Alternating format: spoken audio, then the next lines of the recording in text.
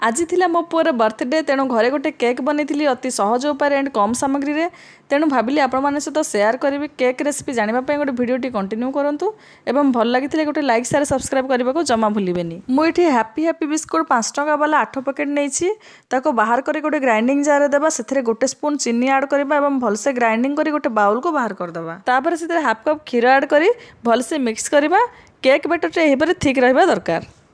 तापर गोटे इनो पैकेट नहीं जावा गोटे पैकेट आम हाफ यूज करवा कारण फुल पैकेट पकड़े केकटे बहुत सफ्ट हो भांगी जबार चांस रही आम अल्प टे क्षीर दे पुणी मिक्स करवा तापर गोटे केक टिन नेबा ऑयल ग्रीस कर गोटे बटर पेपर देवा एवं केक्र बैटर को पकाइबा। केक को बेक करने मुझे नॉर्मल ओभेन नहीं आपने प्रेसर कुकर करे कि माइक्रोवेव नहीं पारे।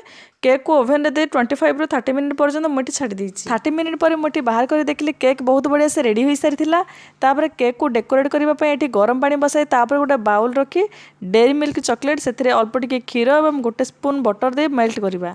बर्तमान चॉकलेट गार्नाश मोर रेडी हो सारी तापर केक को गोटे प्लेट को बाहर करवा। देखो केक मोर केते स्पंजी अच्छी।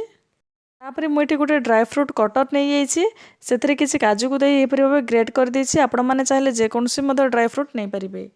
तापर चॉकलेट गार्नाश को भल भाव केक ऊपर स्प्रेड करवा तार साइड रे भलसे लगाइबा। तापर ग्रेटेड काजू को मुझे केक ऊपर सजाई देछि आपण माने चाहे जेकोसी स्टाइल में सजाई पारे।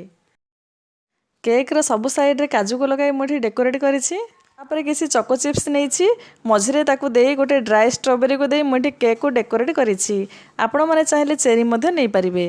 देखो मोर रेडी हो सारी चॉकलेट केक यहीपरि आरारूट बिस्केट रे जदि केक रेसिपी देखा चाहूँगी ताहले कमेंट करेंगे। रहुछि नमस्कार।